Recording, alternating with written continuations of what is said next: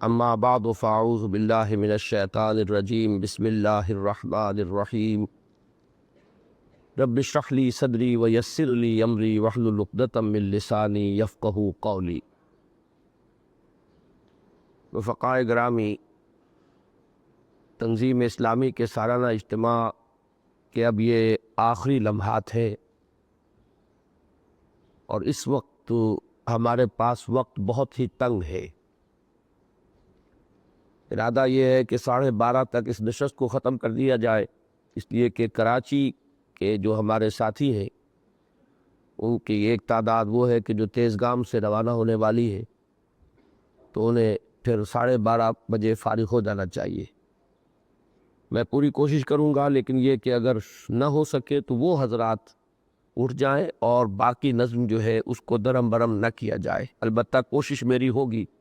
کہ اس کے اندر بات مکمل ہو جائے۔ پھر جو بات اس وقت کرنی ہے وہ بھی مختلف نوع باتیں اس میں جمع ہو گئیں۔ ایک تو جو سوالات کا سلسلہ اور تجاویز کا جاری تھا ہمارے اس وقفے سے قبل، اس کے سلسلے میں کچھ باتیں نئی بھی آ گئی ہیں۔ کچھ چیزیں تو چودھری صاحب کو پہنچائی گئیں تو ان کے پاس جمع ہو گئی، کچھ حضرات میرے پاس براہ راست لے آئے۔ کچھ ابھی 3 چیزیں رہتی تھیں اس نشست کے اختتام سے قبل، میں کوشش کر رہا ہوں کہ میں سب سے پہلے ان کو ڈسپوز آف کر دوں۔ ہمارے ایک ساتھی نے ملتان میں بیعت کی تھی، وہ یہ لکھتے ہیں کہ میں اکثر بلدیاتی الیکشن میں حصہ لیتا ہوں اور زکوٰۃ کا چیئرمین بھی ہوں۔ آپ کی بیعت کرنے کے بعد میرے لیے صحیح راستہ کیا ہے؟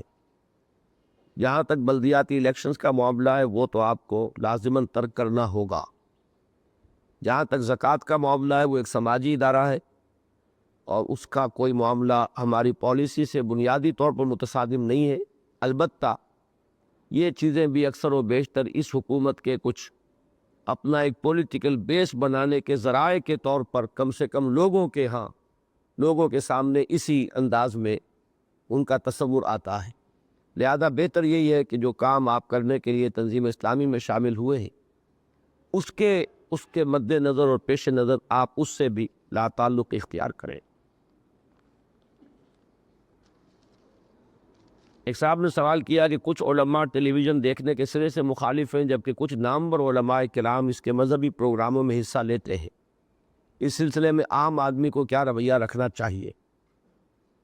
عام آدمی کا رویہ تو ظاہر بات ہے کہ وہ خود طے کرے گا، وہ آپ کے کہنے سے یا میرے کہنے سے وہ کوئی اپنی یعنی جو بھی اس کی روش ہے اس کو نہیں بدلے گا۔ ہمارا معاملہ یہ ہونا چاہیے کہ ٹیلی ویژن گھروں میں رکھنے سے بالعموم احتراز کیا جائے، اس لیے کہ یہ وہ شے ہے جس میں کچھ پہلو بہت ہی قدر قلیل خیر کا ہے، لیکن اس میں غالب عنصر جو ہے وہ شر کا ہے۔ لہذا گھر میں رکھنے کے معاملے میں تو اس پہلو کو مد نظر رکھیے۔ ہم اس پر کوئی ہارڈ اینڈ فاسٹ جو ہے کوئی قانون سازی نہیں کر رہے ہیں، لیکن میری اگر رہنمائی آپ کو مطلوب ہے تو وہ یہی ہے۔ باقی جہاں تک ہے خود ہم اس کو بطور ایک ذریعے کے اختیار کریں، یہ دوسری بات ہے بالکل۔ وہ تو میں نے پہلے بھی کہا ہے کہ جب تک موقع ملا میں نے کیا، اور جب بھی کبھی موقع ملے گا میں اس ذریعے کو اختیار کروں گا اس بات کو پہنچانے کے لیے۔ البتہ یہ کہ چونکہ ہمارے کنٹرول میں تو سارا پروگرام نہیں ہے، اس پر کیا آتا ہے کیا نہیں آتا، خبریں بھی ہوتی ہیں تو خواتین اس میں اناؤنسر ہیں، یہ پہلو کسی طرح سے بھی صحیح نہیں ہے۔ تو ان چیزوں میں جو غالب عنصر ہے چونکہ شر کا ہے، لہذا اس میں بچنا ہی بہتر ہے۔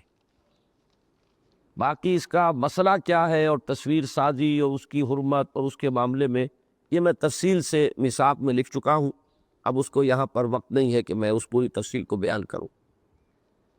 3 خواتین کی طرف سے یہ ایک مشترک رقعہ مجھے ملا ہے۔ ڈاکٹر عقیلہ فاضل ہیں لاہور کی، مسز شمیم ملک ہے اسلام آباد کی، اور مسز مشتاق ہے ابوظہبی سے۔ تو ان تینوں کا یہ کہنا ہے کہ ہم خواتین چاہتی ہیں کہ ہمارا حلقہ ایسا مضبوط اور منظم ہو جس سے ہم لوگ آپ کی نمائندگی نہ صرف لاہور بلکہ پاکستان کے دیگر شہروں میں بھی کر سکیں۔ تو یہ تو بہت مبارک ان کی خواہش بھی ہے، ارادہ بھی ہے۔ اس میں یہ ہے کہ جب تک کہ کوئی خاتون ہی ایسی کہ جو فارغ بھی ہو، باصلاحیت بھی ہو، ان کے پاس وقت بھی ہو، استعداد بھی ہو، جب تک اس میدان میں نہیں آتی تو ہمارے خواہش کرنے سے تو کچھ ہوگا نہیں۔ اللہ کرے کہ کوئی ایسی خاتون جو ہے وہ ان تمام شرائط، اب یہ شرائط جو ہے کوئی خود نہیں پورا کر سکتی خاتون، چاہے تب بھی صلاحیت اللہ ہی دیتا ہے، استعداد اس کی عطا کردہ ہوتی ہے۔ کوشش ہماری بچیاں جو ہیں وہ کوشش کر سکتی ہیں کہ اب سے اس کے لیے استعداد فراہم پہنچانے کی کوشش کرے، اور یہ کہ پھر یہ کہ فراغت ہو، یہ معاملہ ظاہر بات ہے کہ اگر ممکن ہے تو کچھ ادھیڑ عمر سے اوپر کی خواتین، تو اس معاملے میں بہرحال جس حد تک بھی اویلیبل ہمارے پاس ہے ٹیلنٹس یا جو بھی صلاحیت ہے، کام کسی درجے میں ہو رہا ہے، اللہ کرے کہ زیادہ بڑے پیمانے پر ہو سکے۔ ہمارے ساتھی جو حیدرآباد دکن سے تشریف لائے ہیں میر قطب الدین علی چشتی صاحب، انہوں نے بڑے دردمندانہ اور مؤدبانہ انداز میں ایک بات نصیحتاً فرمائی ہے، وہ میں آپ کو سنا رہا ہوں۔ وہ مجھ سے مخاطب ہیں کہ والا جناب کے تعلق سے میری ناقص معلومات کی روشنی میں غالباً آپ کو کسی سے بیعت سلوک حاصل نہیں ہے۔ اگر یہ صحیح ہے تو میری ایک مؤدبانہ گزارش ہے کہ حضرت والا ہند و پاک کے کسی جامع شریعت و طریقت صاحب سلسلہ بزرگ جن پر آپ کو اعتماد ہو، ان سے بیعت سلوک فرما لے تو مناسب ہے۔ اگر اللہ تبارک و تعالیٰ کی تائید و نصرت سے کسی وقت اس بزرگ سے خلافت بھی حاصل ہو جائے تو پھر جو رفقا آپ کے دست حق پرست پر بیعت جہاد فرما رہے ہیں، انہیں آپ ہی کے ذریعے بیعت سلوک و بیعت جہاد کی جامعیت حاصل رہے گی۔ ماضی قریب میں حضرت سید احمد شہید رحمۃ اللہ علیہ اور حضرت مولانا اسماعیل شہید وغیرہ اس کی مثالیں ہیں جو بیعت جہاد و بیعت سلوک کے جامع تھے۔ حضرت والا چونکہ بیعت سلوک کے قائل بلکہ اس کی افادیت کے معترف بھی ہیں، اس لیے اس معروضہ ادب کو پیش کرنے کی جرت کی جا رہی ہے۔ اس سلسلے میں چاہتا ہوں تھوڑی سی وضاحت کر دوں، اس لیے کہ یہ ہمارے باقی ساتھیوں کے لیے بھی ایک بات ہوگی جو مستقل مواقع پر، مختلف مواقع پر ان کے سامنے آتی ہوگی۔ دیکھیے، اس میں یہ بات صحیح ہے کہ میں بیعت سلوک کا منکر نہیں ہوں، بلکہ میں سمجھتا ہوں کہ وہ ایک مفید چیز ہے۔ ان لوگوں سے بھی مجھے اختلاف ہے جو یہ سمجھتے ہیں کہ اس کا کوئی ثبوت نہیں ہے۔ میرے نزدیک بیعت عقبہ اولیٰ اور بیعت النساء جو قرآن مجید میں مذکور ہے، اور بیعت عقبہ اولیٰ جس کا ذکر سیرت میں اور حدیث میں ہے، یہ دونوں اس کے لیے، اس کے ثبوت کے لیے بہت کافی ہے۔ لہذا ثبوت بھی موجود ہے اور اس کی افادیت کا بھی میں قائل ہوں۔ لیکن اصلاً اس کی افادیت کے لیے ایک شرط ہے، اور وہ شرط یہ ہے کہ یہ اس شخص کے ہاتھ پر کی جاتی ہے جس پر دل پورے طور سے مطمئن ہو جائے۔ دل اور دماغ دونوں، دماغ تو بلکہ ہلکے درجے کی چیز ہے، دماغ بھی مطمئن ہو پھر دل مطمئن، تو اس کے ہاتھ پر بیعت ہوتی ہے۔ اب اس معاملے میں اب یہ بھی ایک واقعے کے درجے میں عرض کر رہا ہوں کہ میں متعدد حضرات کی خدمت میں حاضر ہوا، لیکن یہ کہ یہ کیفیت مجھے حاصل نہیں ہو سکی ہے، اور صرف مصلحتاً، صرف لوگوں کے سامنے خانہ پوری کرنے کے لیے، اپنے اس کام کے لیے اس کو میں نے جائز نہیں سمجھا کہ میں وہ روش، صرف اس میں نیت وہ ہو کہ صرف لوگوں کی زبانیں بند کرنی ہے اور اس کے لیے میں یہ راستہ اختیار کر لوں، تو میں یہ سمجھتا ہوں کہ اس کی شرط اول ہی یہاں جو ہے وہ گویا کہ پہلا قدم ہی غلط ہو جاتا ہے۔ بلکہ اس میں ایک بات اور بھی عرض کروں، بلکہ دو باتیں۔ ایک تو ہمارے حاجی عبدالواحد صاحب، ہمارے بزرگ، جن کے بارے میں چونکہ حال ہی میں میثاق میں 6-7 صفحے لکھ چکا ہوں، تو آپ میں سے اکثر حضرات اب ان سے واقف ہوں گے۔ انہیں مولانا عبدالقادر رائے پوری رحمۃ اللہ علیہ سے اجازت حاصل تھی، اور ایک خیال یہ ہے کہ مولانا احمد علی لاہوری سے بھی اجازت حاصل تھی۔ انہوں نے بھی ایک مرتبہ اس طرح کا اشارہ کیا تھا کہ میں اگر ان سے بیعت کر لوں تو وہ مجھے عنقریب یا جلدی وہ خلافت عطا فرما دیں گے۔ اس کی مثالیں موجود ہیں۔ ہوا ہے ایسا کہ کوئی صاحب کسی کے ہاں گئے اور بہت جلد انہوں نے محسوس کیا کہ جو کیفیات پیدا کرنا مطلوب ہیں وہ موجود ہیں، لہذا اب وہ لمبی چوڑی ایکسرسائز، وہ تو وسائل اور ذرائع ہیں، مقاصد تو ہے نہیں، تو ان سب کے اندر سے گزارنے کی ضرورت نہیں ہے، بلکہ ان کو اگر ان کا یہ واقعتاً احساس ہے کہ یہ اس قابل ہے کہ یہ دوسروں کی اب رہنمائی جو ہے اس کی ذمہ داری لے سکے، تو انہیں وہ اجازت دے دیتے تھے اور وہ خلیفہ بجات بن جاتے تھے۔ لیکن میں نے اس کو اس طریقے سے روا روی میں اور محض یہ ایک خانہ پوری کرنے کے لیے، میں پھر عرض کر رہا ہوں کہ میں نے اسے صحیح نہیں سمجھا۔ میں نے ایک اور سوال بھی اپنے آپ سے کیا کہ اگر میں کسی شخص کے ساتھ، کسی بزرگ شخصیت کے ساتھ یہ تعلق قائم کرتا ہوں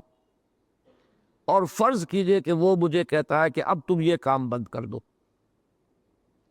ابھی تمہیں 10 سال 20 سال ذرا اپنا تزکیہ کرانا ہوگا،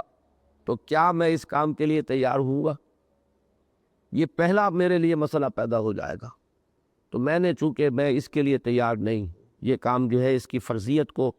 جو میرا تصور دین ہے جس کو میں نے سمجھا ہے، میں اس درجے کا سمجھتا ہوں کہ اس کام کو میں کرنے کا فیصلہ کیے ہوئے ہوں،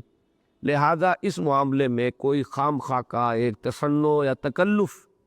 یہ میں نے بالکل پسند نہیں کیا، اور میں نے پوزیشن یہی اختیار کی ہے کہ، اور اس کی ایک ہمارے ہاں نظیر موجود ہے کہ شیخ علی حجویری رحمۃ اللہ علیہ نے یہ لکھا ہے، ہم تو اسے ویسے مانتے، وہ نہ لکھتے تب بھی مانتے کہ اصل مرشد تو قرآن ہے۔ انہوں نے لکھا بھی ہے ایک، یعنی خود ان کے ہاں کی ایک اتنی بڑی شخصیت معتمد علیہ، جن کو کہ اس میدان میں ایک بہت اہمیت اور مرتبہ و مقام حاصل ہے، بیعت سلوک وہ تو قرآن مجید کے ساتھ ہے، اور میں اس معاملے میں کوئی صرف خانہ پوری کرنے کے لیے کوئی معاملہ نہیں کروں گا۔ باقی یہ کہ یہ ہر شخص کا اپنا فیصلہ ہے، اس میں میں نے کسی کو روکا نہیں ہے، وہ جس سے بھی چاہے تعلق قائم کرے اور اس میں جو بھی استفادہ کر سکتے ہو وہ کرے۔ جیسے کہ فقی مسلک کا معاملہ ہے، ویسے ہی یہ جو بیعت سلوک کا معاملہ ہے اس میں انہیں آزادی حاصل ہے۔ بھائی جمیل صاحب نے یہ 2 تجویزیں جو کہ صرف توجہ دلانے کے درجے میں، باقی ہم اس کے بارے میں شورا میں غور کر لیں گے، لیکن وہ چیزیں ایسی ہیں کہ جو آپ حضرات کے سامنے بھی آ جانی چاہیے۔ ایک تجویز ان کی یہ ہے کہ مرکز میں بالخصوص اور مقامی تنظیموں کے دفاتر میں بالعموم ایک شعبہ قائم کیا جائے جو ایک رجسٹر رکھے، جس میں ان رفقا کے قواعد درج ہوں جو خود اپنے لیے یا اپنے بچیوں اور بچوں کے لیے یا اپنے قریب ترین اعزاء کے لیے نیک و صالح رشتہ ازدواج کے متلاشی ہو۔ یہ شعبہ 3 رفقا پر مشتمل سب کمیٹی کی نگرانی میں اس کام کو انجام دے اور ضرورت مند موضوع رابطہ قائم کرانے کی راہ پیدا کرے۔ میں سمجھتا ہوں کہ یہ عملی ایک تجویز ہے، ہونا چاہیے، اگرچہ اس میں بڑی دقتیں آتی ہیں پیش، اس لیے کہ ہمارے ساتھ ایک یہ دوہری مشکل یہ ہے کہ جو نوجوان ساتھ آتے ہیں ان کی تو اپنی ایک یعنی ترجیحات فکس ہو جاتی ہیں کہ کس چیز کو وہ مقدم سمجھتے ہیں، کس کو مؤخر، لیکن یہ کہ اب ضروری نہیں کہ ان کے والدین بھی ہم فعال ہوں۔ اب رشتہ جب ہوتا ہے تو وہ کسی ایک فرد سے تو نہیں ہوتا، وہ تو پورے خاندان کے ساتھ ایک تعلق قائم ہوتا ہے، اور ان کی پسند و ناپسند کے علی الرغم جو ہے، اگر ہم صرف نوجوانوں کی سطح پر فیصلہ کر لیں اور اسے نافذ کر دیں تو وہ بعد میں بڑی پیچیدگیوں کا ایک سبب بن سکتا ہے۔ اس کے برعکس بھی ہوتا ہے کہ جو ہمارے ہاں ادھیڑ عمر کے لوگ، بڑی عمر کے لوگ شامل ہیں، ضروری نہیں کہ ان کے بچوں کا وہ رجحان، وہ چاہتے ہیں، ان کی خواہش تو ہے کہ اس طرح کی یعنی رشتہ داری ہو جائے، لیکن یہ کہ ان بچوں کے اپنے کیا ٹرینڈز ہیں، ان کے کیا معیارات ہیں، نباہ تو انہیں کرنا ہے۔ تو اس اعتبار سے بہت کم مثالیں ایسی ہوتی ہیں کہ جن میں یہ دونوں چیزیں جو ہے وہ موجود ہوں، اس لیے بہت احتیاط کی ضرورت اس میں ہے۔ البتہ یہ کہ موجود رہے وہ قوائف اور ان کے بارے میں معلومات ضروری، تو پھر یہ ہے کہ وہ کسی بھی موقع پر کسی شخص کے لیے، اور اس میں حتی الامکان یہ ہونا چاہیے کہ وہ پھر خود سلسلہ جنبانی کرے اور آپس میں معاملات کو طے کرے، تاکہ اگر ان کے صرف یہ کہ ایک تعارف کرانے کا ذریعہ اور ان کے مابین کسی درجے میں مفاہمت اور افہام و تفہیم میں کوئی مدد یہ تو تنظیم دے سکتی ہے، باقی سارے فیصلے جو ہیں وہ ان کے اپنے اطمینان اور اعتماد پر ان کے طے پانے چاہیے۔ تو اس کا انشاءاللہ ہم یہاں سلسلہ شروع کر لیں گے۔ تنظیم اسلامی مرکزی کے زیر نگرانی اور اہتمام ایک 15 روزہ جریدے کا اجرا عمل میں لایا جائے۔ میثاق میں چونکہ تنظیمی خبریں اور اطلاعات کے لیے صفحات کی گنجائش بڑی مشکل سے نکالی جاتی ہے، نیز اس ماہنامے کا رفقائے تنظیم کے علاوہ وسیع تر حلقہ غیر رفقا کا ہے، جس کے لیے خالص تنظیمی اعلانات و خبروں میں کوئی خاص دلچسپی نہیں رہتی، لہذا ایک ایسے 15 روزہ کی شدید ضرورت ہے جو خالص تنظیمی اعلانات، اخبار ہدایات پر مشتمل ہو۔ اس کا حلقہ اشاعت رفقا تک محدود رکھا جا سکتا ہے، اور ہر رفیق کو ترغیب دی جائے کہ وہ اس کا خریدار ضرور بنے۔ یہ میں سمجھتا ہوں کہ خالص ایک ایسی تجویز ہے جس پر کہ یعنی شورا جو اب منتخب ہوئی ہے وہی غور کر لے گی۔ آخر میں یہ صرف چند اعلانات کے درجے میں ہیں۔ کچھ حضرات نے استقبالیہ کے دفتر سے ایک بات پوچھوائی ہے کہ ماہ سیام میں کوئی پروگرام کراچی کا وہ جو دورہ ترجمہ کا ہمارے پیش نظر ہے وہ ابھی بنا ہے یا نہیں، تو صرف اطلاع یہ ہے کہ تاحال کوئی مناسب جگہ اس کے لیے نہیں ملی ہے۔ ابھی یہ ہے کہ بہرحال وہ غور و فکر جو ہے وہ جاری ہے، فیصلہ کوئی ہوگا تو اطلاع ہو جائے گی۔ دوسرا اعلان یہ ہے کہ اجتماع کے اختتام پر ٹرانسپورٹ کا اجتماعی اہتمام ہے۔ تیسرا اعلان یہ ہے کہ اجتماع کے اختتام پر سامان وغیرہ کو سمیٹنے کے لیے کارکنوں کی ضرورت ہے، لہذا تنظیم اسلامی لاہور کی مختلف جو تنظیمیں ہیں ان سے متعلق نوجوان لوگ جو ہیں وہ ذرا یہاں سے روانگی میں جلدی نہ کریں، بلکہ ذرا ان ذمہ داریوں کو ادا کر کے پھر روانہ ہو۔ اب میں آپ کو آخری جو ایک نصیحت ہے وہ کر رہا ہوں، اور اس کے لیے اگرچہ نہ تو مجھے کچھ ذہن بنانے کا وقت ملا ہے اور نہ اس کے لیے مناسب وقت موجود ہے۔ اکیلے کی طرف سے قطعی ضروری یہ ابھی ایک رکہ آیا ہے تو یہ میری اہلیہ کی جانب سے ہے، چونکہ وہی اس وقت تنظیم اسلامی کے حلقہ خواتین کی ناظمہ ہے۔ اب یہ ان کی طرف سے آیا ہے اس حکم کے ساتھ کہ اس کو ضرور پڑھ کے سنا دیا جائے، تو وہ میں پورا کر رہا ہوں۔ سورہ تحریم کی اس آیت کی روشنی میں کہ قو انفسکم واہلیکم نارا، بلکہ یہ اس کا عنوان ہے کہ مردوں کے لیے پیغام ہے۔ سورہ تحریم کی اس آیت مبارکہ کی روشنی میں کہ قو انفسکم واہلیکم نارا، تنظیم کے مرد حضرات کا اولین فرض یہ ہے کہ وہ اپنے گھروں کے ماحول کو اسلامی سانچے میں ڈھالیں، اپنی خواتین کو پردے کی پابندی کرائیں، جس طرح گھر کے باہر کے پردے کی پابندی کروائیں اسی طرح گھر کے اندر کے پردے کا بھی پورا لحاظ کریں، یعنی ستر و حجاب کا معاملہ۔ جو پردہ ایک ہے ہمارا کہ جو محرموں کے ساتھ ہے، اور ایک ہے کہ جو نامحرموں کے ساتھ ہے، اس کو ہم یہ بھی کہہ سکتے ہیں وہ گھر سے باہر کا یہ گھر کے اندر کا ہے، کیونکہ یہ دیکھا گیا ہے کہ کچھ خواتین برقع تو اوڑھ لیتی ہیں لیکن لباس چست یا باریک ہوتا ہے، اور قمیض کا دریبان بھی ایسا ہوتا ہے جو سطر کے تقاضوں کو پورا نہیں کرتا۔ بعض خواتین کو یہ شکوہ ہے کہ مردوں نے ہم کو تو پردہ کروا دیا لیکن خود اس کی پابندی نہیں کرتے، مثلاً گھر آئی ہوئی مہمان خواتین کزنز اور بھابجوں وغیرہ سے پردہ نہیں کرتے، اور جس طرح خود رسومات وغیرہ سے پرہیز کرتے ہیں گھر والوں کو نہیں کرواتے۔ اس کے علاوہ بڑے افسوس کی بات یہ ہے کہ مرد اپنی خواتین کو ہفتے وار اجتماعات میں لانے لے جانے کا انتظام نہیں کرتے۔ خواتین کے اجتماعات میں حاضری بہت کم ہوتی ہے، کم از کم ماہانہ اجتماع میں تو چاہیے کہ تنظیم کے رفقا اپنی خواتین کو ساتھ لایا کریں۔ بہرحال یہ بات پہلے بھی ہو چکی تھی، اب ان کی طرف سے آئی ہے، میں نے آپ کو سنا دی۔ اب اس وقت جو مجھے بات آپ سے عرض کرنی ہے وہ یہ ہے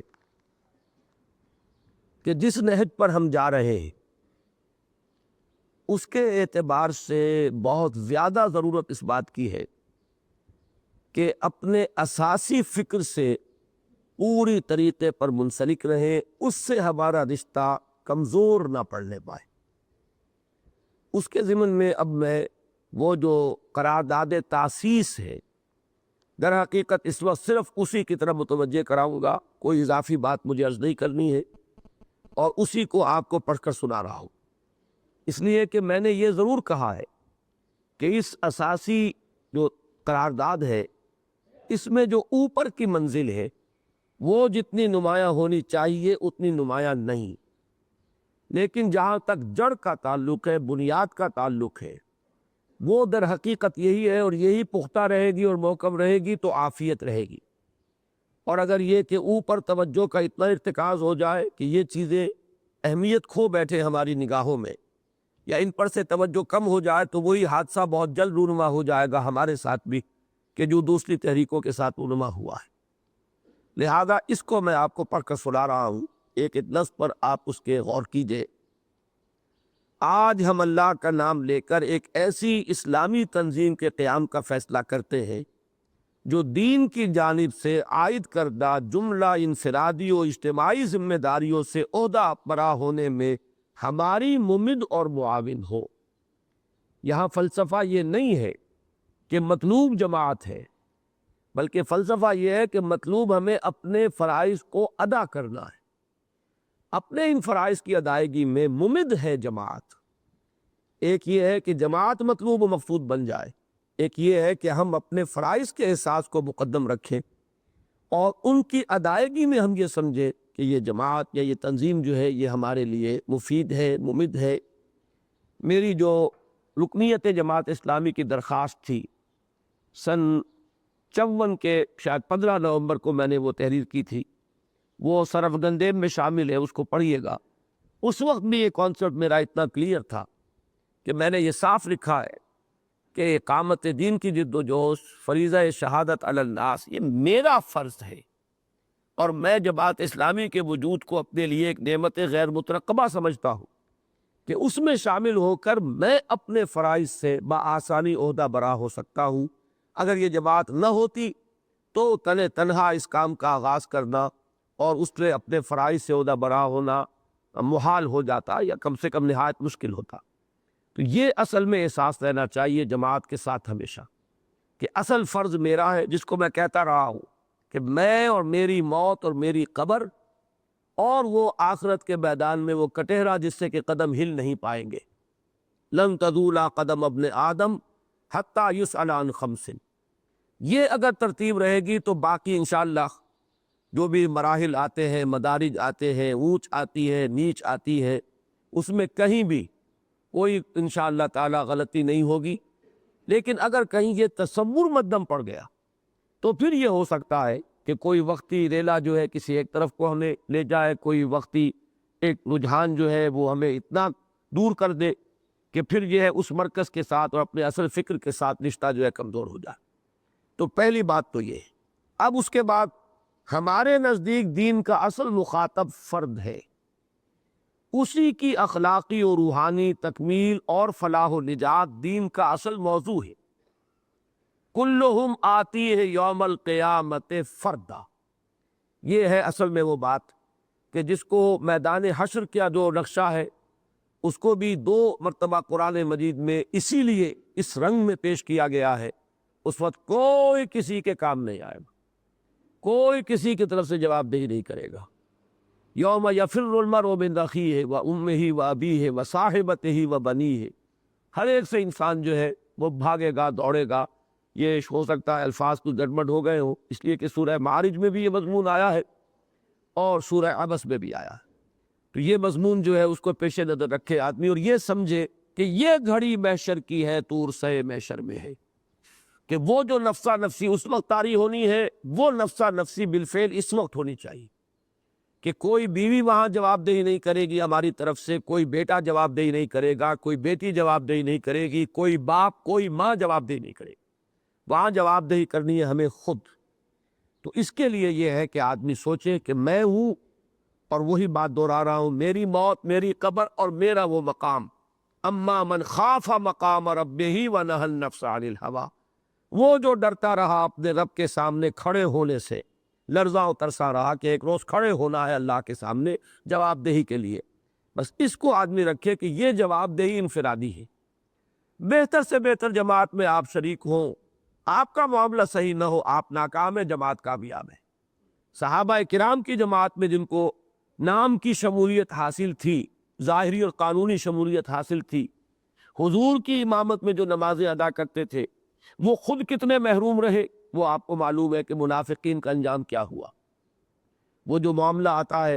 کہ نیت پر دار و مدار ہے، اور نیت خالص انفرادی ہے، نیت میں تو شرکت ہو ہی نہیں سکتی، یہ تو خالص انفرادی معاملہ ہے۔ تو ہر شخص جو ہے اس بات کو پیش نظر رکھے کہ ہمارے نزدیک دین کا اصل مخاطب فرد ہے،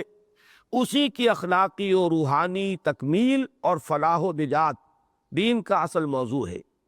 اسی کو ہم نے واضح کیا اس تربیت گاہ کے دوران کہ نصب العین سوائے اس کے اور کچھ نہیں ہونا چاہیے۔ نصب العین اللہ کی رضا اور آخرت کی فلاح و نجات، اور پیش نظر اجتماعیت اصلاً اسی لیے مطلوب ہے کہ وہ فرد کو اس کے نصب العین یعنی رضا الہی کے حصول میں مدد دے۔ وہی بات جو پہلے پیرے میں تھی ذرا اور وضاحت سے اس دوسرے پیرے میں آ گئی۔ لہذا، اب یہ لہذا کے بعد جو پیرا شروع ہو رہا ہے، یہ میرے اور آپ کے ہم سب کے لیے یہ ایک معیار ہے کہ اس آئینے میں خود ہم اپنے آپ کو دیکھیں۔ لہذا پیش نظر اجتماعیت کی نوعیت ایسی ہونی چاہیے کہ اس میں فرد کی دینی اور اخلاقی تربیت کا کما حقہ لحاظ رکھا جائے اور اس امر کا خصوصی اہتمام کیا جائے کہ اس کے تمام شرکاء کے دینی جذبات کو جلا حاصل ہو، ان کے علم میں مسلسل اضافہ ہوتا رہے، ان کے عقائد کی تصحیح و تطہیر ہو،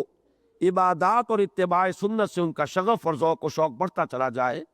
عملی زندگی میں حلال و حرام کے بارے میں ان کی حس تیز تر اور ان کا عمل زیادہ سے زیادہ مبنی بر تقویٰ ہوتا چلا جائے، اور دین کی دعوت و اشاعت اور اس کی نصرت و اقامت کے لیے ان کا جذبہ ترقی کرتا چلا جائے۔ ان تمام امور کے لیے ذہنی اور علمی رہنمائی کے ساتھ ساتھ عملی تربیت اور تاثیر صحبت کے اہتمام کی جانب خصوصی توجہ ناگزیر، یعنی یہ کہ یہ ترقی ہمہ جہتی ہونی چاہیے۔ اگر یک رخی ترقی ہے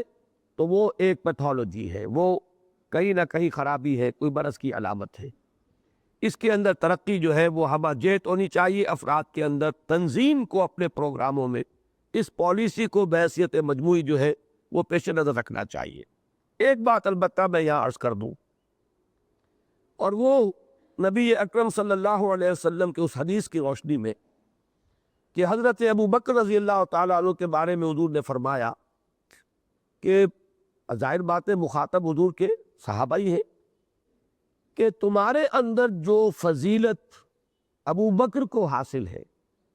وہ زیادہ نمازوں سے نہیں ہے، بلکہ اس چیز سے ہے جو اس کے دل میں۔ اصل شے ایمان،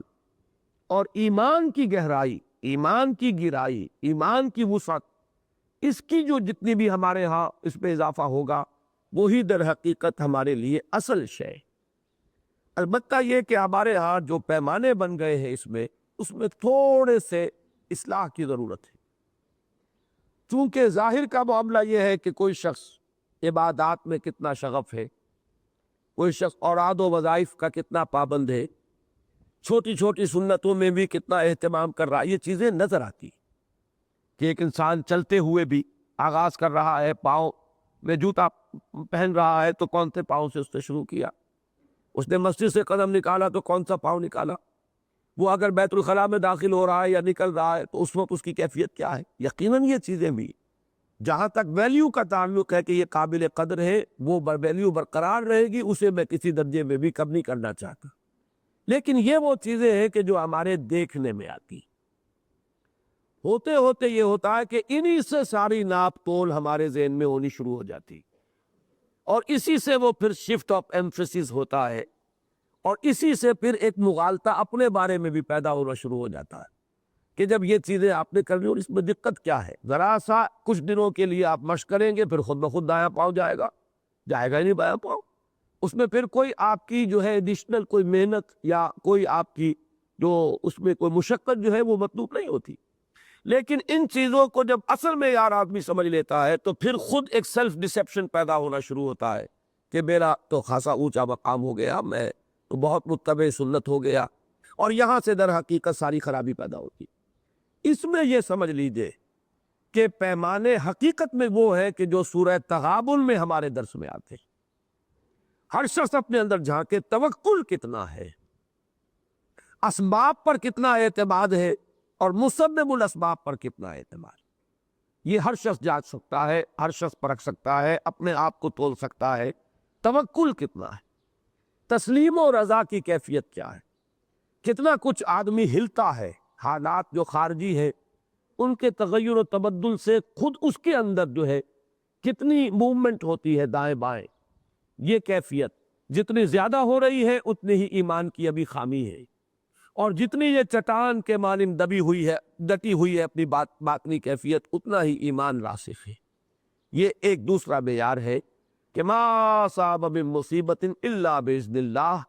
ومن یؤمن باللہ یہد قلبہ واللہ بکل شیء علیم۔ پہلی چیز یہ ہے کہ بدلتے ہوئے حالات،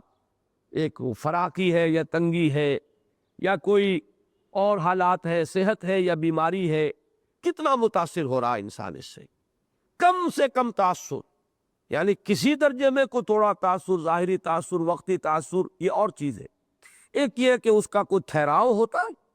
جیسے آپ کو معلوم ہے کہ وسوسہ ہے، آیا گزر گیا، کوئی اس کے اوپر آپ کے کوئی گرفت نہیں ہے۔ کسی وسوسے کو اب آپ نے اپنی توجہ کا مرکز بنا لیا،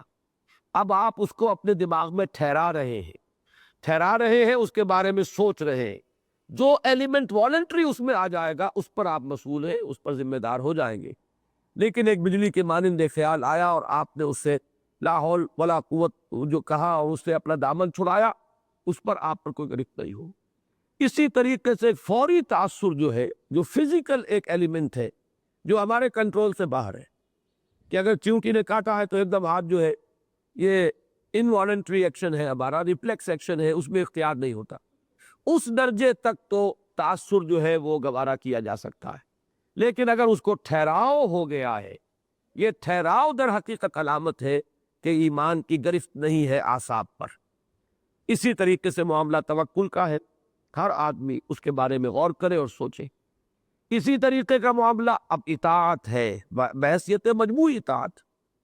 اس اطاعت کے اندر یقیناً وہ پھر عبادات کا معاملہ بھی، وہ ساری چیزیں آئیں گی، تو وہ تین چیزیں۔ اور چوتھا معیار،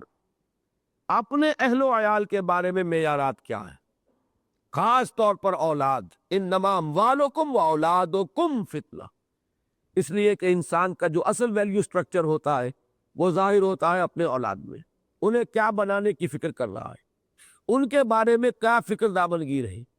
ان کی دنیا کے بارے میں سوچ کتنی ہے، دین کے بارے میں سوچ کتنی ہے۔ یہ معیار ہے در حقیقت کہ جو ریفلیکٹ کرے گا انسان کے اپنے سٹرکچر کو، ویلیو سٹرکچر جو ہے، کہ اس کی قدر و قیمت کس چیز کی اس کے اپنے اندر ہے۔ ہو سکتا ہے اپنی زندگی میں مواقع نہ آئے ہوں، حسرتیں دبی رہ گئی ہو سکتا ہے اب کھا کما لیا لہذا اب کسی مسجد کا در پکڑ کر بیٹھ رہے ہو سکتا ہے کہ یہ سارا جو کچھ بھی ایک تقویٰ اور تدین ہے، یہ وہ کیفیت ہو کہ رکا ہاتھ جب پارسا ہو گئے ہم، نہیں پارسائی ہے نہ رسائی، لیکن وہ اندر کی دبی ہوئی امنگیں، اندر کی جو وہ چھپی ہوئی حسرتیں ہیں وہ ظاہر کہاں ہوں گی؟ کیا وہ اپنی اولاد کو کیا بنانے کی فکر کر رہا ہے؟ یہ ہے چوتھا معیار ہمارا، کہ جس سے در حقیقت وہ ایمان کا پیمانہ آپ کا آئے گا سامنے، اور آدمی خود بسا اوقات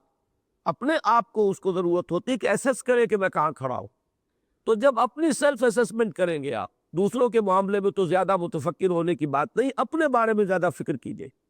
لہذا اپنی اسیسمنٹ میں ان چیزوں کو مقدم رکھیے کہ یہ ترتیب ہے ہمارے دین میں۔ اسی لیے اس سورہ تغابن کا جو درس ہے اس میں عنوان ہی یہ ہے، ایمان اور اس کے مضمرات، اس کے مقدرات۔ ایمان ایک ایسا درخت ہے جس میں پھل لگتے ہیں، تو پھل یہ ہیں جو لگتے ہیں، اگر یہ نہیں لگ رہے تو اس کا مطلب ہے کہ کہیں یہ درخت جو ہے کھوکھلا ہو چکا ہے، جڑیں اس کی کہیں نیچی نہیں اتری ہے، یہ صحیح اور صالح درخت نہیں ہے، بلکہ کہیں نہ کہیں فساد زدہ ہے، اس میں کوئی خرابی آ چکی ہے۔ تو ان چیزوں کو در حقیقت معیار اور پیمانہ بنائے۔ باقی یہ ہے کہ مختلف ذوق ہوتے ہیں، مختلف معیارات لوگوں کے ہیں، مختلف طبیعتوں کا ایک اللہ تعالیٰ نے امتزاج کیا ہوا ہوتا ہے، جس کو کہ میں نے بعض اوقات ہندو فلسفے کے حوالے سے بیان کیا ہے کہ ان کے ہاں یہ تین جو ہے وہ شخصیتوں کو تقسیم کرتے ہیں کہ تین ٹیمپرامنٹس ہیں یا تین مزاج ہیں، تین قسم کے لوگ ہیں اپنی افتاد طبع کے اعتبار سے۔ کچھ لوگ وہ ہیں کہ جن کا اصل جو رجحان ہوتا ہے اور مزاج کی جو ان کی مناسبت ہے وہ علم اور معرفت اور فہم سے، اس کو وہ کہتے ہیں جنان مارگ، یعنی جنان وہ علم کے لیے آتا ہے ان کے ہاں، تو یہ اس کے لیے جس کو کہ گنوسس کہتے ہیں، یہ نوسس جو ہے یہ در حقیقت معرفت کے راستے سے جائیں گے وہ، اور یہ سب سے اونچا راستہ ہے، یہ سب سے اعلیٰ راستہ ہے، انسان کی ہائیسٹ فیکلٹی یہی ہے۔ اس میں جو مرحلے طے ہوتے ہیں وہ بسا اوقات وہ بہت تھوڑے وقت کے اندر بڑا سفر ہے جو آدمی طے کر جاتا ہے۔ یہی وجہ ہے کہ ہمارے ہاں ایک طبقہ وہ ہے کہ جو وما خلقت الجن والانس الا لیعبدون میں یعبدون سے مراد یعرفون لیتا ہے، میں نے نہیں پیدا کیا انسانوں کو اور جنوں کو مگر اس لیے کہ وہ میری معرفت حاصل کریں۔ اب ظاہر بات ہے معرفت جتنی گہری ہوگی تو انسان کا پورا رویہ، پورا طرز عمل اس کے مطابق ڈھلتا چلا جائے گا۔ تو ایک تو وہ ہے جن لوگوں کو اصل مناسبت ہے فکر سے، سوچ سے، فہم سے، حکمت سے، دانائی سے، یہ جو ہے یہ ایک مزاج۔ دوسرا مزاج کیا ہے جس کو وہ کہتے ہیں بھگتی مارگ، ڈیووشن۔ یہ ہے وہ لوگ جن کو زیادہ مناسبت عبادات سے ہوتی ہے، ورشپ، کسی کے سامنے عاجزی کا اظہار کیے چلے جانا، کسی کے سامنے اپنے بچھنے کی کیفیت جو ہے اس کو زیادہ سے زیادہ اس کا مظاہرہ کرتے رہنا، یہ بھکتی ہے۔ بھکتی میں آتی ہے یہ عبادات اور تپسیائیں اور ریاضتیں، یہ دوسرا راستہ ہے، یہ بھی ایک خاص مزاج ہے، اس کی مناسبت ہے۔ اور تیسرا ہے کرم مارگ، یہ وہ لوگ ہیں کہ جو زیادہ بیسیکلی ایکشن، حرکت، عمل، یہ ان کا خاصہ ہے، ان کی طبیعت کا ذوق ہے، مزاج ہے۔ انہیں آپ سوچ پر مجبور کریں گے تو بھی خام خواہ ان کو آپ ایک غلط رخ پر ڈال رہے ہیں، جس کی مثال آتی ہے سید احمد شہید رحمۃ اللہ علیہ کے بارے میں کہ وہ ترجمہ قرآن تک تو چلے، اس سے آگے ناک سر پٹک لیا شاہ عبدالعزیز رحمۃ اللہ علیہ نے، ان کا مزاج چلا ہی نہیں، بلکہ یہ ہے کہ یہاں تک کیفیت ہو گئی جب وہ خود اپنے آپ کو مجبور کر رہے تھے تو وہ کتاب دیکھتے تھے تو اس کے حروف جو ہے ان کی نگاہوں سے ہٹ جاتے تھے، اب نظر ہی کچھ نہیں آ رہا۔ جب اس کیفیت کا ذکر کیا گیا شاہ صاحب سے تو انہوں نے ٹیسٹ لیا ایک کہ اچھا تم جس طرح نگاہ جماتے ہو کتاب پر، ایسے ہی ایک جالی بار گوش سمجھ لیجئے، باریک سی جالی، اس پر نگاہ جماؤ بہت دیر تک، تو کیا یہ نگاہ سے غائب ہوئی؟ کہ نہیں، اس پر تو نگاہ ٹکی ہوئی ہے، جالی بھی ہے، دیکھ بھی رہا ہوں۔ تو آپ نے فرمایا کہ پھر تمہاری طبیعت کو مناسبت جو ہے وہ علم سے نہیں ہے۔ اور شاہ عبد القادر صاحب نے بھی فرمایا کہ بھائی جان انہیں چھوڑیے، انہیں اللہ تعالیٰ نے کسی اور کام کے لیے پیدا کیا ہے، یہ اس علم کے لیے نہیں۔ تو یہ مناسبت کے ظاہر بات ہے کہ آپ زبردستی ان کو لگائیں گے تو وہ اس کے اندر آگے نہیں چلیں گے۔ تو یہ اسی طریقے سے جن لوگوں کے بھکتی کا مزاج ہے زیادہ، انہیں آپ کام پہ لگائیں گے، وہ اس میدان میں اتنے کامیاب نہیں ہوں گے۔ اس میں یہ ہے کہ ان کا مزاج ہے، جس کی مثال میں دیا کرتا ہوں کہ حضرت عمرو بن العاص کا مزاج دیکھیے اور ان کے بیٹے عبداللہ ابن عمرو بن العاص کا مزاج دیکھیے، زمین و آسمان کا فرق، متضاد مزاج۔ وہ میدان کے مرد، شجاع، جنگوں میں حصہ لینا، مدبر، سیاس، سفارتیں جو ہے وہ قدیم ابھی دور جاہلیت میں جبکہ ابھی ایمان نہیں لائے تھے، حبشہ میں سفیر بن کر گئے تھے مہاجرین حبشہ کو واپس لانے کے لیے، وہ اس طرح کے آدمی تھے، مدبر، معاملہ فہم، مرد میدان، سپہ سالار۔ اور حضرت عبداللہ ابن عمرو بن العاص کا عالم وہ تھا کہ ان کے اوپر عبادت کا اور زہد کا اتنا غلبہ تھا کہ حضور کو روکنا پڑا کہ یا عبداللہ اولم اخبر انک تصوم النہار وتقوم اللیل، اے عبداللہ مجھے تو یہ خبر دی گئی ہے کہ تم ساری رات کھڑے رہتے ہو، نماز پڑھتے ہو، اور ہر روز تمہارا روزہ ہوتا ہے،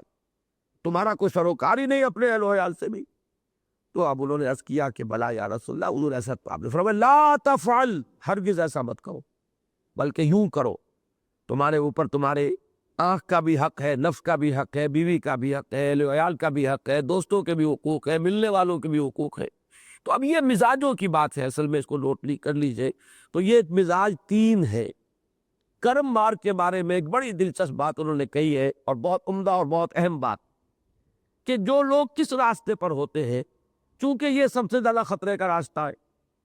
ایک آدمی فرض کیجئے کہ کہتا ہے صاحب میرے اندر تو میں تجارت کی میرے اندر ہے، میں تجارت کروں گا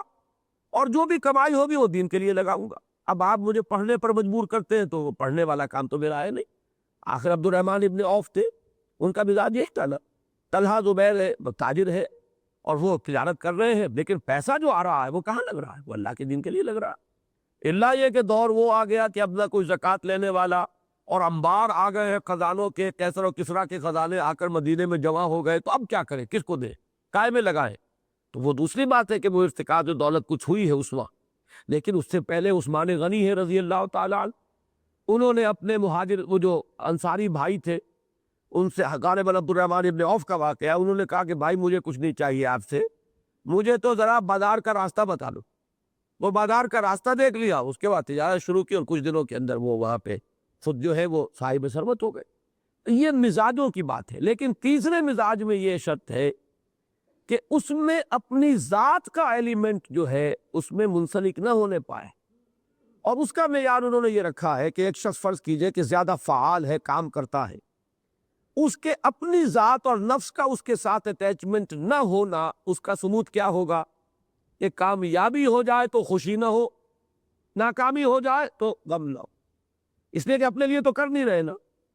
جب یہ بھی در حقیقت ایک راہ سلوک کے طور پر آپ نے اختیار کیا ہے اس راستے کو، کہ آپ نیکی کو اور اللہ کے وصول اللہ یا تقرب اللہ کے لیے اس کو ایک ذریعہ بنا رہے ہیں۔ اب اس میں اگر کامیابی سے خوشی ہوئی اور ناکامی سے کوئی آپ کو ناخوشی ہوئی تو اس کا مطلب یہ ہے کہ ذات کا ایلیمنٹ جو ہے اس کو وہ کہتے ہیں ڈیٹیچڈ، بالکل اس سے علیحدہ رہو، اپنی ذات کو علیحدہ کر لو کہ در حقیقت یہ کام صرف اللہ کے لیے کر رہا۔ تو یہ ہے وہ تین۔ اب میں نے جیسا کہ بارہا کہا ہے کہ الحکمت ضالۃ المومن، حکیمانہ بات جو ہے جہاں سے بھی ملے، ہوا احق بہا حیث وجدہا، جہاں سے ملے اہل ایمان جو ہے اس کے سب سے بڑھ کر مستحق ہے۔ تو اگر کوئی حکمت کی دانائی کی بات کہیں سے مل جاتی ہے تو ہمیں لینی چاہیے، لیکن بہرحال ان تینوں کھاتوں کے اندر جو معیار ایمان کا رہے گا، جس کے اوپر کہ ہر انسان اپنے آپ کو جانچے پرکھے، وہ وہی رہے گا۔ توکل کتنا ہے، راضی برضائے رب کتنے ہیں، اولاد کے بارے میں کیا سوچ ہے، یہ اور اسی میں اطاعت کا کھاتا بھی آئے گا۔ ظاہر بات ہے اللہ پر یقین ہے، آخرت پر یقین ہے، کیسے ہے کہ اس میں معصیت ہو اور اللہ کے احکام کے اوپر انسان عمل پیرا نہ ہو۔ اس کے ساتھ ہی دعوت کے ضمن میں ہمارے نزدیک الدین و النصیحہ کی روح اور الاقرب فالاقرب کی تدریج ضروری ہے۔ دیکھیے ایک کام ہمارے ہوتے ہیں دعوتی جو اجتماعی سطح پر ہوتے ہیں، یہ بات اور ہے بالکل، اس میں آدمی وقت لگاتا ہے، وہ تنظیم کے ڈسپلن کی پابندی کر رہا ہے۔ ایک ہے خود اپنے اندر ایک داعیانہ رول پیدا کرنا۔ اگر صرف تنظیم کے اجتماعی کاموں کے اندر وقت لگ رہا ہے تو یہ دعوت کا کام نہیں ہے۔ یہ آپ نے اپنے اس کمٹمنٹ کا جو اس تنظیم کے ساتھ ہے حق ادا ضرور کر دیا، لیکن آپ کے اپنے اندر ایک داعیانہ کردار ابھرے، اور وہ داعیانہ کردار جو ہے اس کی ترتیب یہی ہوگی۔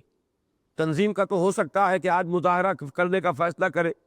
اور آپ مال روڈ پر پہنچ جائیں، صبح سے شام تک کھڑے رہے، لیکن جو داعی جو ہے اس کا دائرہ کار بڑھتا ہے کہاں سے؟ الاقرب فالاقرب کی تدریج ضروری ہے۔ اپنا گھر، بلکہ سب سے پہلے اپنی ذات۔ اسی لیے حضور کے خطبات میں الفاظ آتے ہیں اوصیکم ونفسی بتقوی اللہ، میں تمہیں بھی وصیت کر رہا ہوں اور اپنے نفس کو بھی کہ اللہ کا اپنے آپ کو مت بھولو، وہ کیفیت نہ ہو جائے کیا تامرون الناس بالبر وتنسون انفسکم وانتم تتلون الکتاب، کیا تم لوگوں کو نیکی کا اور خیر کا حکم دیتے اور اپنے آپ کو بھلا دیتے ہو حالانکہ تم کتاب پڑھ رہے۔ پہلی بات اپنی ذات، پھر اپنے اہل و عیال، اپنا خاندان، اپنے اعزاء و اقربا، اپنا محلہ۔ اب اعزاء و اقربا کی جو ہے بات وہ تو دور چلی جائے گی، اپنا محلہ، اپنا جو آپ کا جو بھی کام کا ایک پلیس آف ورک دفتر ہے تو وہ بھی پڑوس ہے آپ کا۔ وہ پڑوسی کی بہت سی قسمیں ہیں۔ آپ کارخانے میں کام کر رہے ہیں تو وہ لوگ جو آپ کے ارد گرد ہیں، آپ کسی منڈی میں بیٹھے ہیں تو جو آپ کے آس پاس ہے، جہاں یہ ہے آپ کا اصل دائرہ جس میں آپ کا داعی کا کردار ظاہر ہوگا۔ باقی جو کچھ ہوتا ہے وہ ایک تنظیم کے رکن کی حیثیت سے آپ کی کارکردگی ہے، اس کے پروگراموں میں حصہ لینا ہے، اس میں شمولیت ہے، اس کے ڈسپلن کی پابندی، وہ کھاتا بالکل دوسرا ہے۔ اور داعی کی حیثیت سے جو ہے در حقیقت وہ رول یہاں ہے۔ اس میں لہذا دعوت و اصلاح کے عمل کو فرد سے اول کنبے اور خاندان اور پھر تدریجاً ماحول کی جانب بڑھنا چاہیے، اور اس میں یہ کہ الدین و النصیحہ کی روح، خیر خواہی کا جذبہ، انقلاب کا جذبہ جو ہے وہ دعوت کے لیے جو ہے یہاں پر نہیں، بلکہ یہاں دعوت کے لیے ضروری ہے خیر خواہی کے جذبہ۔ یہ بھی بچ جائے آگ سے، میرا بیٹا بھی بچے آگ سے، میری بیٹی بھی بچے آگ سے، میرے رشتہ دار بچے آگ سے، جہنم سے، یہ خیر خواہی جو ہے یہ اس دعوت کی اصل روح ہوگی۔ اور الاقرب فالاقرب یہ ہے اس کی تدریج، تدریجاً یہ آگے بڑھے گا۔ اس میں در حقیقت یہ نہیں بھولنا چاہیے، یہ ہوتا ہے تحریکوں میں، تنظیموں میں، کہ ہوتے ہوتے آدمی کارکن بن جاتا ہے، داعی نہیں رہتا، جبکہ ہمارا ٹارگٹ یہ رہنا چاہیے اور اس کو کبھی نگاہوں سے اوجھل نہیں ہونے دینا ہے کہ ہم میں سے ہر شخص کوشش کرے کہ وہ اپنے ماحول میں ایک داعی کا کردار اختیار کرے، اور یہ گویا کہ اس کا جو نارمل گروتھ ہے اس کا جو پیمانہ ہوگا وہ یہی ہوگا۔ اسی کے ضمن میں چونکہ درمیان میں بات آئی تھی، یہ خدمت خلق میں بھی یہی ذہن میں رکھیے، خدمت خلق کے بھوکے کو کھانا کھلانا، پیاسے کو پانی پلانا، کسی بیمار کے لیے علاج معالجے کی سہولتیں فراہم کرنا، یہ بھی جب اجتماعی اسکیموں کے تحت ہوتا ہے تو اس میں اگر آپ حصہ لے رہے ہیں، چندہ دے رہے ہیں، کام کر رہے ہیں، تو یہ بھی در حقیقت وہ کارکنیت ہے۔ یہ خدمت خلق نہیں ہے قطعاً۔ در خدمت خلق کا میدان کیا ہوگا کہ آپ خود ذاتی اعتبار سے کیا کر رہے ہیں، کسی کو بھوکا دیکھ کر آپ میں کتنی تڑپ پیدا ہوئی، یا اپنے آس پاس کے ماحول کی آپ نے خود کتنی خبر گیری کی، کسی مریض کے لیے آپ نے کتنی عیادت کی جا کر۔ یہ معاملہ بھی جب اجتماعی اسکیموں کے تحت آتا ہے تو وہ در حقیقت کارکنیت ہے، اور جب انسان فردن اور انفرادی اعتبار سے کرتا ہے تب وہ بہت اہم ہے۔ اور یہ دونوں چیزیں پھر اس کے ڈاڈے مل جاتے ہیں، چونکہ خیر خواہی ہوگی تو بھوکے کو کھانا بھی کھلائیں گے، خیر خواہی ہوگی تو پیاسے کے پانی کا اہتمام کریں گے، خیر خواہی ہوگی تو بیمار کے لیے شفا کا بندوبست کریں گے امکانی حد تک، اور خیر خواہی ہے تو آپ اس کو جہنم کی آگ سے بھی بچانے کی فکر کریں گے۔ تو یہ در حقیقت ایک ہی جڑ ہے جس سے یہ دونوں چیزیں جو ہے دونوں شگوفے پھوٹتے ہیں، وہ خیر خواہی۔ لیکن یہ کہ اگر وہ اصل خیر خواہی نہیں ہے بلکہ ایک انقلاب لانا ہے، ایک دعوت ہے، ایک تحریک ہے، اور اس کے اندر لگے ہوئے ہیں، تو وہ کارکن تو بن جائیں گے، باقی یہ دونوں چیزیں جو ہیں یہ دو شگوفے نہیں پھوٹیں گی۔ تو یہ بھی ہمارے سامنے ایک معیار کی حیثیت سے رہنا چاہیے کہ ایسا نہ ہو کہ ہمارے اوپر وہ کارکنیت جو ہے اس کا غلبہ ہوتا چلا جائے، اور جو اصل چیزیں ہیں وہ ہماری نگاہوں سے اور توجہ سے ہٹتی چلی جائے۔ اس کے بعد جو ہے وہ عامت الناس کو دین کی دعوت و تبلیغ کی ذمہ داری، اور اس کے لیے ایک علمی انقلاب، اس کے لیے خاص طور پر میں توجہ آپ حضرات کو دلا چکا ہوں کہ ایک تو یہ کہ اس 2 سالہ کورس کے لیے زیادہ سے زیادہ حضرات نکلے، اپنا وقت نکالے، اور یہ کہ اس کالج کا جو ہم نظام ہم چلانا کا ارادہ کر چکے ہیں اس کے لیے بہتر سے بہتر ٹیلنٹس رکھنے والے نوجوانوں کو اپنے قریب ترین حلقے میں سے زیادہ وصول کرنے کی کوشش کریں، اور اس میں جو ہے پورا اہتمام اپنی طرف سے کریں، باقی تو معاملہ اللہ کے ہاتھ میں ہے۔ آخری بات جو میں اب آپ سے عرض کروں گا، اور وہ میں نے نوٹ کیا تھا اپنے پاس، ایک لفظ ملازمت، کیونکہ میاں نعیم صاحب نے جب میں آیا تھا اس وقت تو جو بات کہہ رہے تھے اس میں یہ تھا کہ آپ جن حضرات نے بھی فیصلہ کر لیا ہے تو وہ اپنے اہل و عیال کو، اپنے گھر والوں کو جلد از جلد حکیمانہ انداز میں اپنے اس فیصلے سے باخبر کر دے۔ اس کا ایک فائدہ تو یہ ہوتا ہے کہ آپ نے ان کو بھی گویا کہ اب وٹنس بنا لیا، اور اب گویا کہ آپ کو یہ احساس بھی کچھ ممید رہے گا کہ اب یہ کیا سمجھیں گے کہ یہ ایسے بودا سا خیال تھا ان کا۔ اگر آپ نے ظاہر نہیں کیا تو یہ ایک اضافی جو آپ کے لیے تقویت کا فیکٹر تھا وہ وجود میں نہیں آئے گا، بلکہ اگر آپ نے ظاہر کر دیا تو وہ بھی اب گویا کہ اب گواہ ہوں گے، واچ کریں گے آپ کو، تو انسان کی پھر عزت نفس جو ہے اسے کچھ نہ کچھ سہارا دیتی ہے کہ اب اپنے گھر والوں کی آنکھوں میں تو ذلیل نہیں ہونا ہے کہ انہوں نے فیصلہ تو یہ کیا تھا، اب کر کیا رہے ہیں یہ۔ تو یہ یقیناً عملی اعتبار سے بہت مفید معاملہ ہوگا۔ اور ایک لفظ جس کی طرف توجہ دلانا چاہتا تھا وہ ملازمت ہے۔ یہ لفظ ملازمت کیا ہے، کبھی آپ نے سوچا؟ یہ لزوم سے باب مفعلہ ہے، باہم لازم ہو جانا، لزوم باہمی۔ یہ جان لیجئے کہ بندہ مومن کا لزوم باہمی ملازمت صرف اور صرف اللہ کے ساتھ ہے۔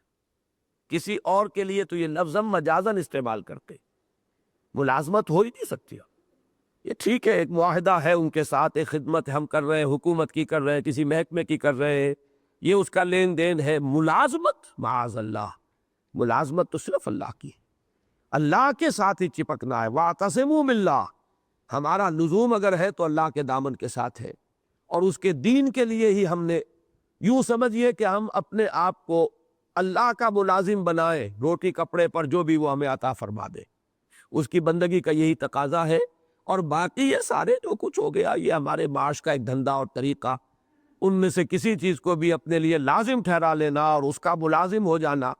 اس کے ساتھ ملازمت کا رشتہ قائم کر لینا، یہ تو در حقیقت ایمان کی اصل کے منافی ہے۔ تو مجازن اس کا استعمال آپ کر لیں تو کر لیں، لیکن حقیقت میں تو ہماری ملازمت اللہ سے ہے، ہم تو وہ طے کیے ہوئے ہیں، وہ بیع و شرا تو ہو چکی ہے، وہ سودا تو کیا جا چکا ہے۔ وَقَدْ أَخَذَ مِيثَاقَكُمْ إِن كُنتُم مُّؤْمِنِينَ، تمہارا تو معاملہ ہو چکا، اگر تم صاحب ایمان ہو تو اب آپشن کہاں ہے؟ تمہارے پاس کوئی بھی آلٹرنیٹو نہیں ہے، وہ فیصلہ تو آپ کیے ہوئے ہیں۔ اب تو صرف یہ ہے کہ اس کا ایک نکھر کر ابھر کر اس کو واضح ہو کر سامنے آنے والی بات ہے، تو ہر شخص کو یہ فیصلہ کرنا ہے، جس نے بھی یہ بیعت کی ہوئی ہے وہ سمجھے کہ یہ میرا عزم مصمم ہے۔ البتہ یہ کہ مجھے اطلاع دینے میں آپ ذرا اپنے آپ کو ابھی تول لے، ابھی اور سوچ لیں، یہ بات دوسری ہے، لیکن حقیقت کے اعتبار سے تو یہ بیعت ہی کے اندر مضمر ایک تقاضا ہے، اور بیعت مجھ سے کرنے سے پہلے جو کہ اب ہماری بیعت کے الفاظ ہے وہ تو معاہدہ اللہ سے ہے۔ انی اعاہد اللہ علی ان اہجر کل ما یکرہہ وعلی ان اجاہد فی سبیلہ جہد استطاعتی وانفق مالی وابذل نفسی لاقامت دینہ واعلاء کلمتہ، یہ الفاظ ہے۔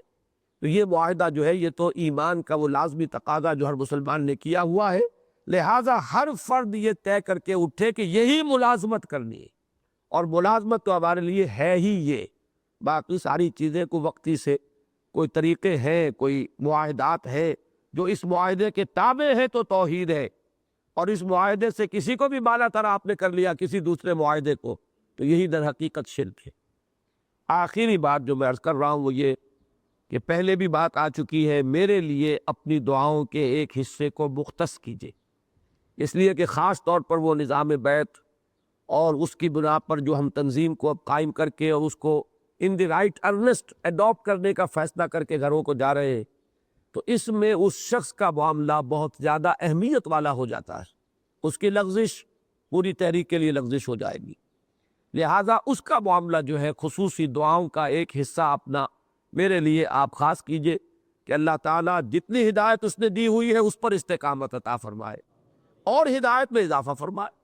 اللہم رب زدنا ایمانا وہدا وعلما نافعا وعملا صالحا ورزقا حلالا طیبا۔